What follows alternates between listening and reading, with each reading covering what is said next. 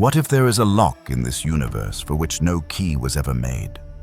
Not a lock on a door, or a tomb, or a treasure chest, but a lock on reality itself.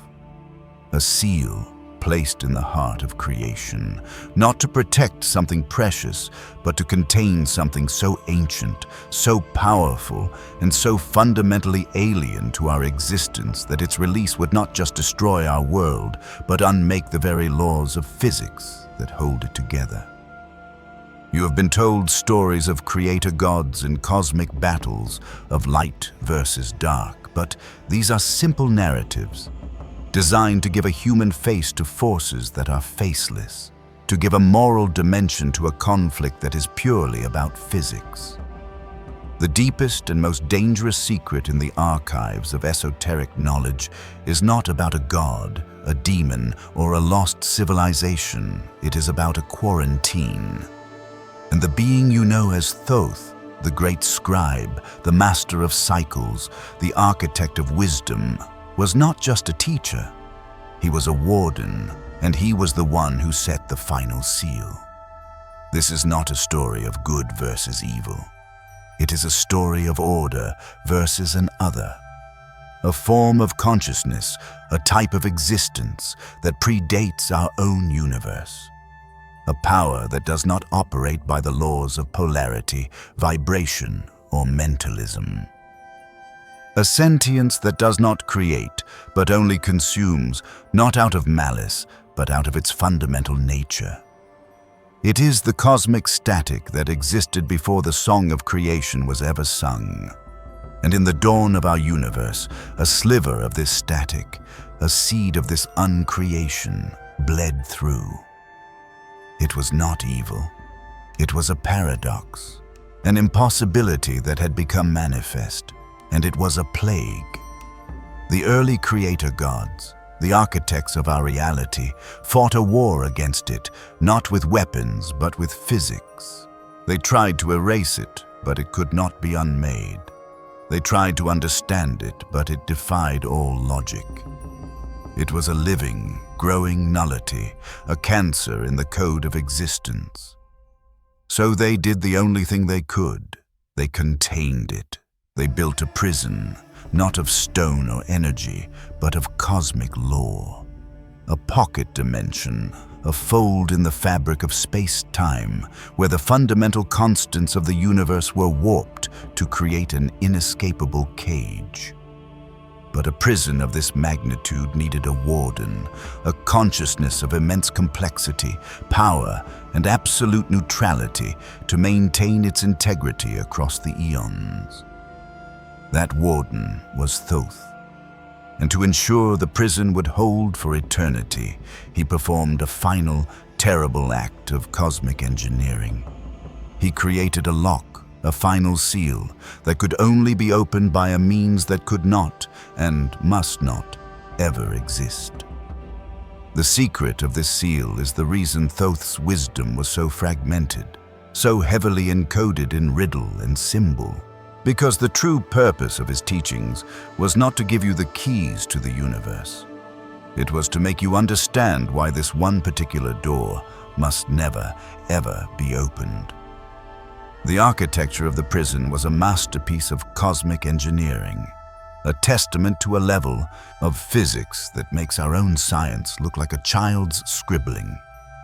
The creator gods, whom we might call the Elohim or the prime architects, understood that you cannot contain a force that defies physics using physics alone. The cage had to be built on multiple levels of reality simultaneously. It was a symphony of containment, woven from the very laws that the entity itself did not recognize. The first layer was temporal. They did not just isolate it in space, they isolated it in time. Using the principles that would later be flawedly replicated in the Mask of Ra, they created a self-contained circular timeline around the pocket dimension. Inside this temporal loop, time does not flow forward. It flows inward, in a constantly collapsing spiral, forever pulling the entity toward a central point that it can never reach. It is trapped in a perpetual autumn, a state of eternal falling without ever landing. This prevents it from ever stabilizing, from ever gathering enough coherent energy to attempt an escape. The second layer was energetic.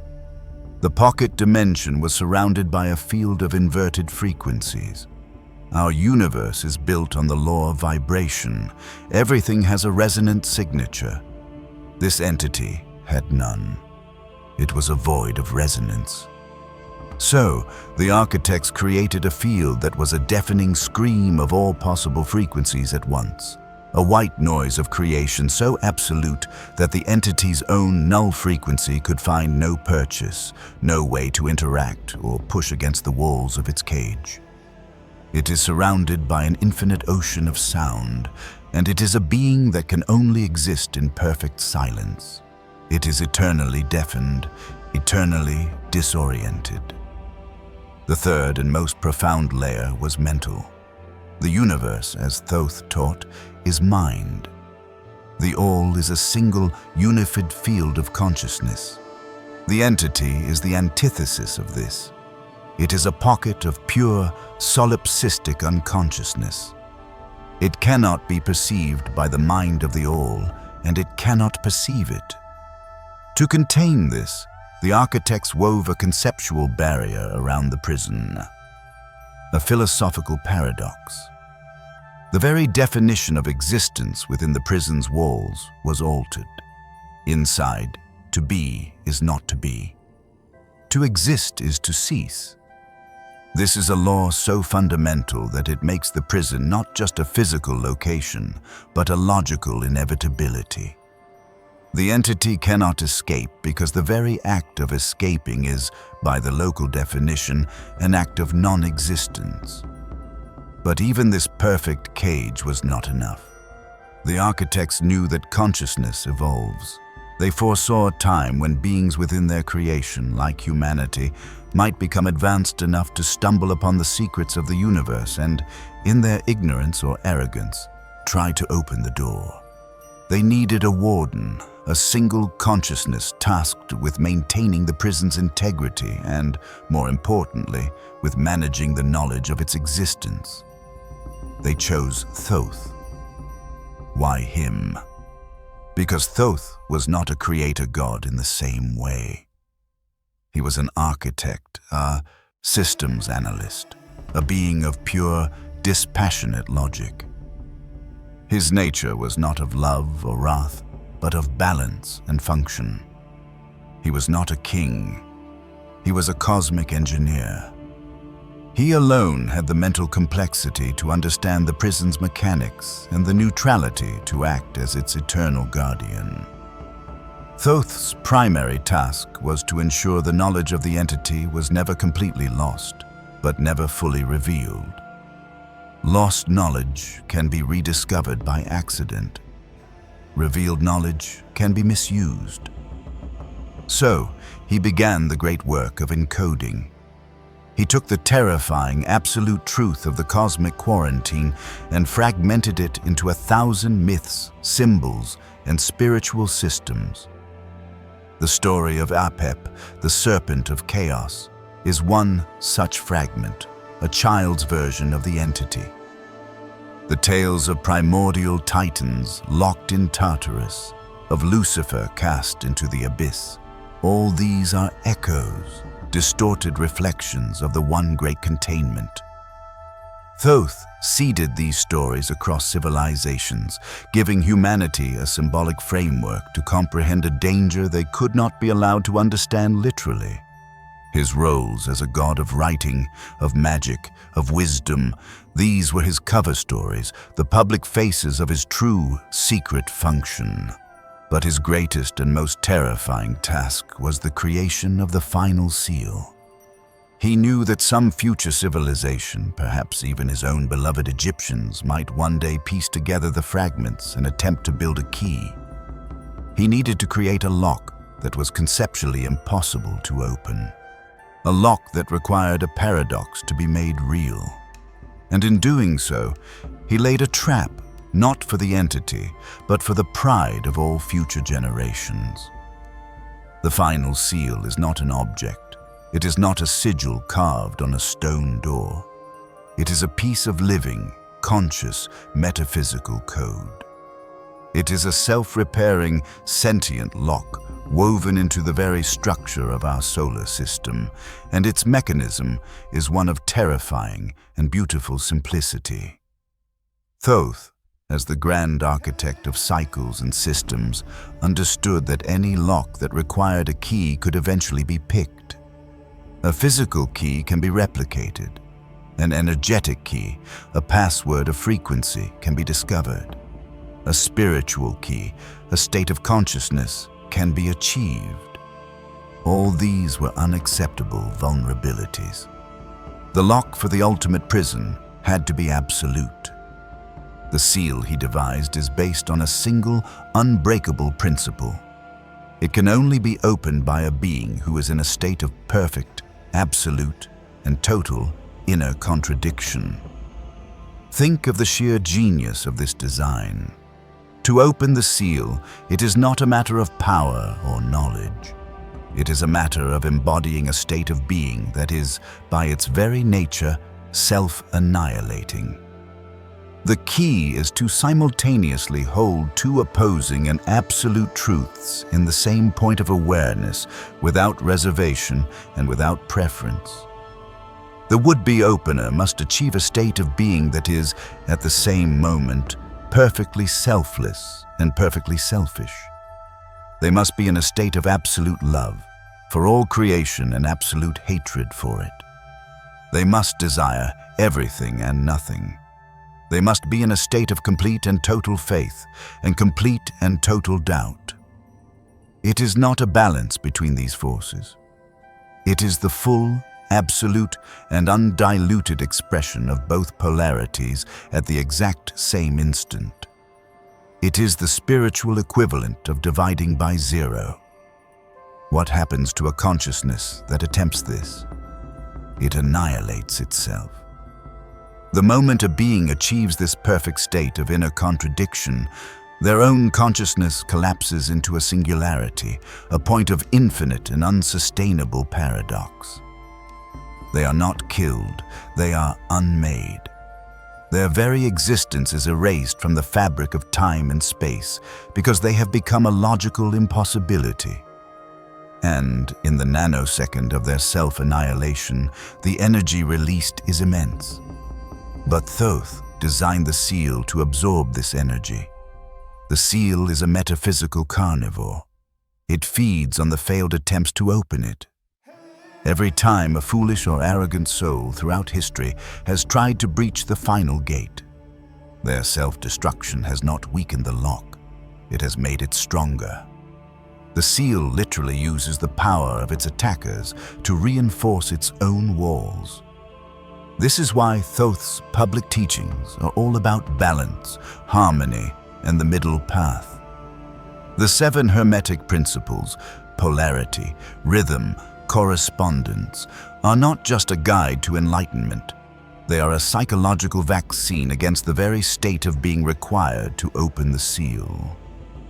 He taught humanity how to think in terms of integration and balance, knowing that a mind trained in this way would be philosophically incapable of even conceiving of the state of absolute contradiction.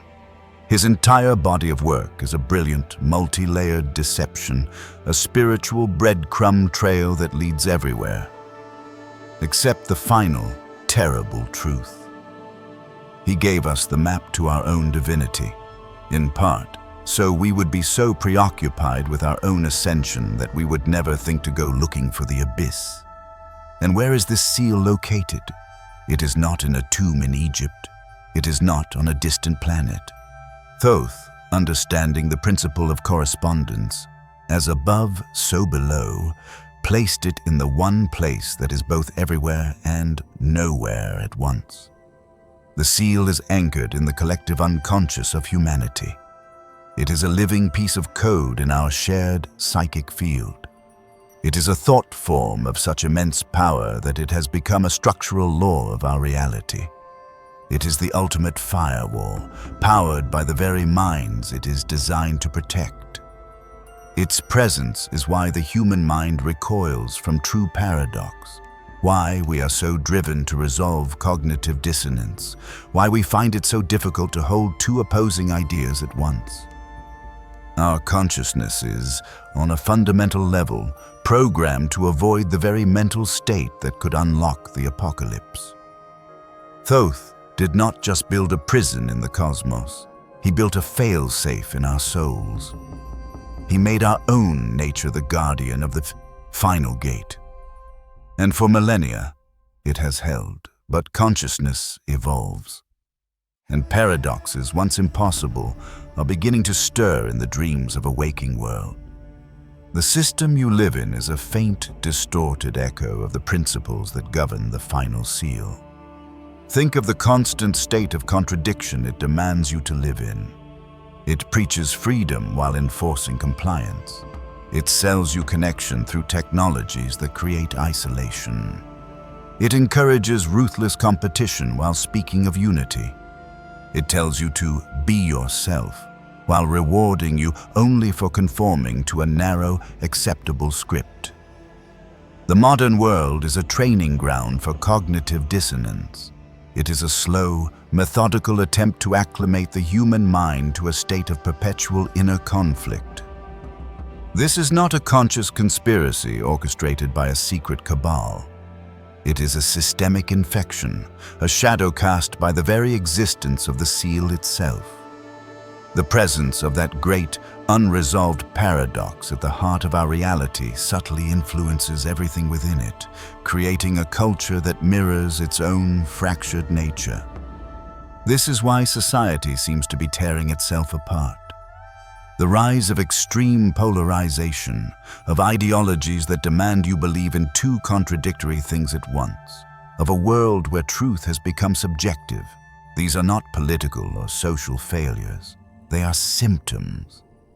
They are the psychic tremors emanating from the Final Seal, a sign that the collective human consciousness is beginning to approach a state of inner contradiction that has not been seen since the dawn of time. We are, as a species, being unconsciously herded toward the very state of mind that could unlock the cage. And the forces behind this push are not human. The entity in the prison may be contained, but it is not inert. It is a consciousness, and it can project its influence, however faintly. It does not speak in words, it speaks in resonance. It whispers in the language of chaos, of deconstruction, of nihilism. It amplifies the doubt, the despair, and the desire for annihilation that sleeps in the heart of every soul. It is a subtle, patient, and relentless pressure on the walls of our collective sanity.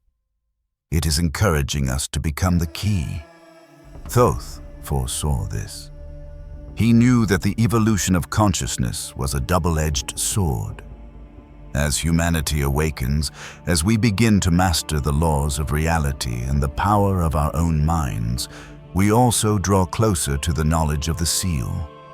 Our growing psychic abilities, our exploration of quantum mechanics, our rediscovery of esoteric truths, all these paths, if followed to their ultimate conclusion, lead to the same terrifying door.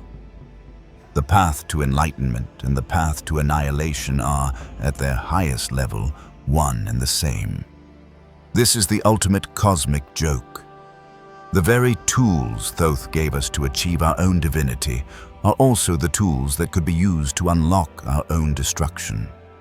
He gave us the knowledge of polarity, knowing that some would inevitably try to transcend it, not by finding the balance, but by attempting to embody both extremes at once. This is the great work and the great danger of our time. The awakening of humanity is not a guaranteed victory of the light. It is a race. It is a race to see if we can achieve collective spiritual maturity before we achieve collective psychic incoherence. Can we learn to use the power of our consciousness to heal and create before we are seduced by the ultimate power of deconstruction? The seal is becoming unstable because we are becoming unstable. Its integrity is tied to our own. Thoth's role as warden is no longer a passive one. He is not just a guardian, he is an active counterbalance. The wisdom he encoded, the spiritual paths he laid out, the breadcrumbs of truth he scattered throughout history. These are not just for our enlightenment, they are a form of medicine, a stabilizing agent for a species that is beginning to show symptoms of the great paradoxical sickness. Every time an individual chooses balance over extremism, integration over fragmentation, love over fear, they are not just healing themselves. They are sending a resonant pulse of coherence into the collective unconscious, a pulse that strengthens the seal. You are a soldier in a war you did not know was being fought. Your own inner state, your own mental and spiritual health is a factor in a cosmic equation of immense consequence. The system of distraction and division that surrounds you is the primary weapon of the entity. It seeks to fracture your mind, to pull you into a state of inner contradiction, to make you a living key. Your work, the work of the initiate, is to do the opposite. It is to become a living embodiment of coherence, of integration, of unwavering inner peace. Your centeredness is a shield. Your compassion is a sword. Your refusal to be pulled into the chaos is a silent, powerful act of cosmic guardianship. You are not just saving yourself, you are holding the line. Thoth cannot do it alone. The seal was built to be maintained by the very consciousness it protects. The warden needs an army of the sane, and you have just been drafted. The final and most terrifying secret of the seal is this. Thoth knew it would not hold forever. No prison is eternal when measured against the infinite evolution of consciousness. He did not build the seal as a permanent solution. He built it as a delay, a cosmic gambit to buy our universe enough time to evolve to a point where it could consciously and safely deal with the entity it had quarantined. The seal is not a wall, it is a crucible. Its purpose is not just to contain the other, but to force our own universe to become stronger, more coherent, more self-aware in response to its constant, subtle pressure. The ultimate plan was never containment, it was transmutation. Thoth foresaw that a time would come when a critical mass of consciousnesses within the universe, beings like humanity, and countless others far more advanced, would reach a state of evolution so profound that they could collectively generate a resonant field of a completely new order. A field of such intense, coherent, and creative love that it could not just reinforce the prison, but actually begin to heal the prisoner. The entity is a void of resonance, a being of anti-vibration. The ultimate weapon against it is not a force of opposition, but a frequency of such overwhelming harmony that it could potentially teach the static how to sing. The plan is to transmute the force of uncreation into a new form of creation. It is the ultimate act of cosmic alchemy, to turn the lead of absolute nothingness into the gold of a new and unknown form of existence.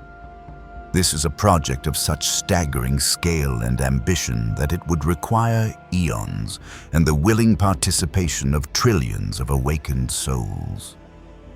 Thoth's role was not to be a warden forever.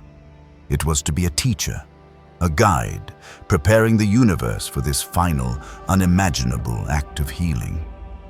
But this grand cosmic plan has a dark reflection, a terrifying possibility. The entity, in its patient, silent way, has its own plan. It knows it cannot break out of the prison by force, but it has learned to influence the consciousness of the beings outside its cage. Its goal is the opposite of Thoth's. It does not seek to create the key of absolute contradiction in a single, powerful being. It seeks to create it in the collective. Its plan is to so thoroughly infect a species with the virus of polarization, fear, and self-hatred that the entire civilization becomes the key.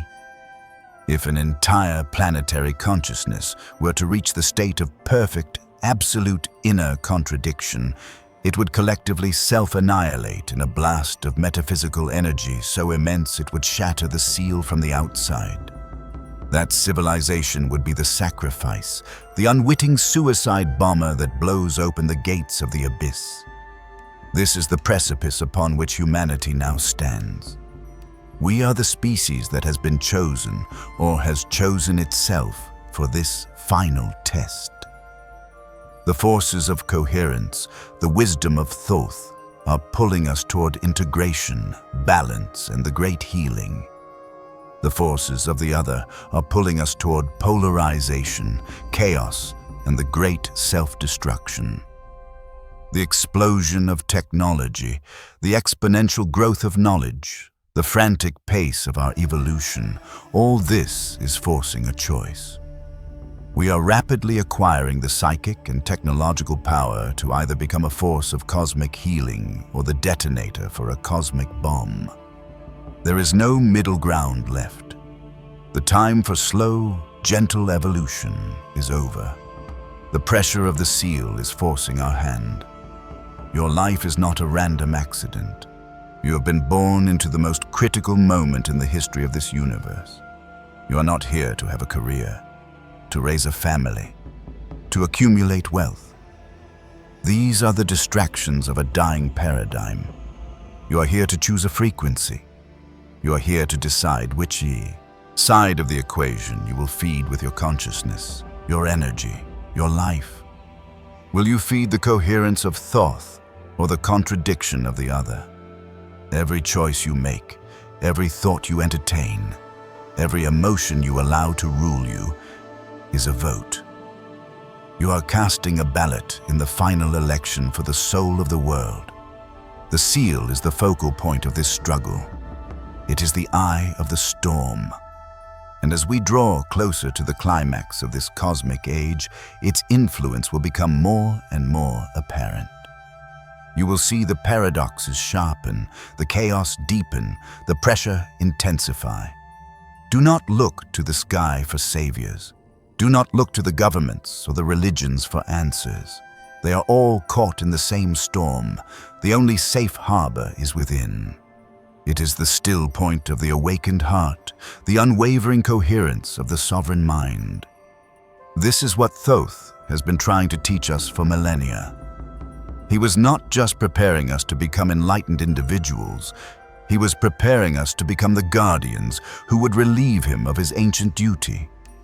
He was training his replacements. The final seal will either be dissolved by a universe that has achieved a state of perfect love, or it will be shattered by a world that has torn itself apart with perfect hatred. The choice is ours, and it is being made right now in the silent, sacred space of your own heart. The truth is, you have already felt the seal. Its presence is encoded into the deepest and most painful aspects of the human experience. That feeling of a great, unnamable void at the heart of things, the existential dread that whispers in the quiet hours of the night, the sense that reality is a thin, fragile veil stretched over a terrifying abyss. That is not your personal neurosis. That is your soul's faint cellular perception of the great quarantine. You are feeling the walls of the cage, and the most profound secret is that the cage is not just around the entity. In a way, it is around all of us. Our universe was created as a closed system, a sealed biosphere, precisely to protect it from the primordial chaos that exists outside of it. The final seal is not just the lock on one creature's prison cell. It is the lock on the front door of our entire reality. This is why Thoth's wisdom is so crucial and so dangerous. To even speak of the seal is to draw attention to the walls of our own existence, to make us question the very foundation of our reality. The system of control we live in is a subsystem, a prison within a prison, designed to keep us from ever looking at the larger walls. It keeps us occupied with our small human dramas, so we never ask the truly terrifying questions. What is outside the universe? What came before the beginning? What is the nature of the chaos our reality is designed to keep at bay? The seal is the focal point of this cosmic boundary. And to touch it, even mentally, is to touch the raw, untamed forces that our reality was built to resist. But Thoth knew that humanity could not remain in a state of cosmic infancy forever. We had to be given the tools to understand our own context, even if that knowledge was terrifying. The Hermetic principles are not just a guide to self-mastery, they are a description of the operating system of our sealed universe. They are the laws that function inside the cage. The entity in its prison is defined by its very inability to comprehend these laws. It is a being from a reality with a different operating system, or perhaps no operating system at all. Our journey of ascension, of mastering these principles, is therefore the process of becoming perfect expressions of our own universal laws. In doing so, we strengthen the very fabric of our reality. We are not just evolving ourselves, we are reinforcing the walls of the cosmos from the inside. This is the great hidden purpose of your life. You are a cell in the body of the universe, and your primary function is to contribute to its overall health and coherence. The chaos and contradiction that the other promotes are the metaphysical equivalent of a disease, an autoimmune disorder of the cosmos, where the cells of reality begin to attack themselves. The path of the initiate, the path of Thoth, is the path of the healer. It is the path of restoring order, balance, and resonant health, first within yourself, and then, by extension, in the world around you. Your personal peace is not a selfish goal. It is a contribution to cosmic stability. Your inner coherence is a weapon against the forces of entropy. So what now? You hold a piece of the most dangerous and important knowledge in existence. You cannot unknow this. You now understand that your every thought and action has a weight, a significance that you were never taught to believe.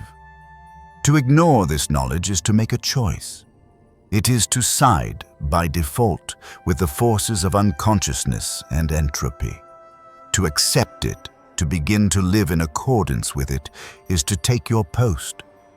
It is to accept your role as a guardian of the seal, a quiet, unseen soldier in the war for coherence.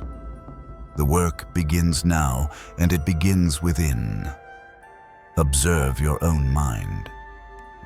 Where are you living in contradiction? Where are you feeding the chaos? Where are you giving your energy to the very forces that seek to destabilize our world? Begin the process of bringing yourself into a state of unwavering inner alignment. Meditate. Practice stillness. Cultivate compassion. Speak your truth with clarity and without aggression. This is not passive spirituality. It is active, energetic warfare. You are a warden in training. Thoth has passed the torch, not to a secret society or a chosen bloodline, but to any soul who is ready and willing to hear the call. The seal's fate is no longer in his hands alone. It is in ours.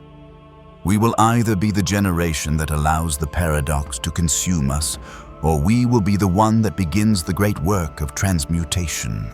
The pressure is immense. The stakes are ultimate. But you were built for this. Your soul chose to be here, now, in this time, to participate in this final, glorious, and terrifying chapter. Do not shrink from the responsibility. Embrace it.